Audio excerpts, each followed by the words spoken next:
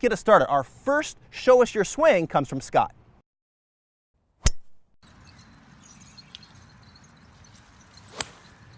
All right, hey Scott, Travis here. Thanks for the video.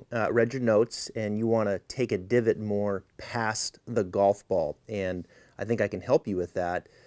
I want to show you two things here from the target line view. The first thing here, this is just a reference point, kind of where the shaft starts, and you can see how that club head, it really wants to swing kind of to the inside, right? It kind of wants to get underneath that red line.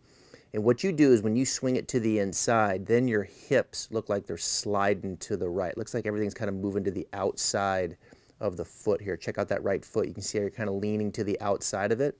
So what happens here is the club head gets in, and then from here you can't really turn too much, so your body kind of slides to the right.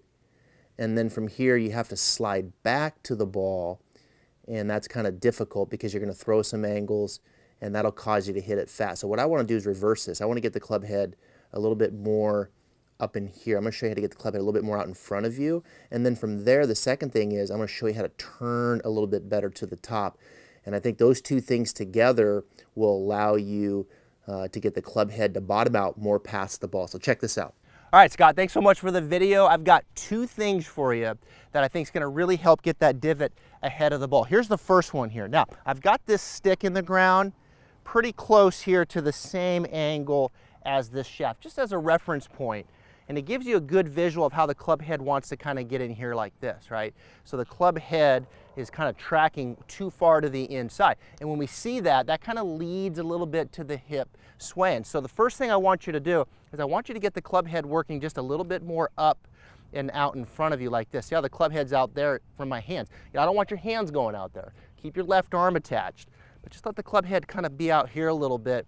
And then from here, now we can start to round it out. And I think that first move will really help the right hip. Now, let's come around here to the second thing. I've got another stick in the ground here, right up against my right hip with no room in here for air. And of course, when you take it back, it's in here, and then you kind of recruit this way. You sway to the outside of the foot, and we don't want that. We want that right hip to turn back like that. And oftentimes it's difficult because if I take it inside and then I really turn, I get too much around me and flat.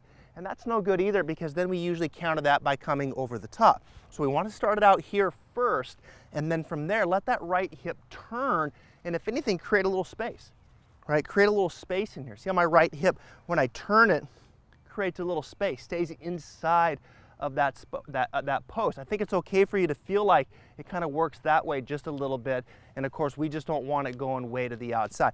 So I think it's two steps for you. One is start the club head a little bit more out here first, and then from there turn that right hip and create a little space in here and get rid of that sway. And if you do those two things, it positions that club beautifully now to come down, the weight will shift, and I think you'll get the divot more out in front of the golf ball. I really appreciate you sending in the video.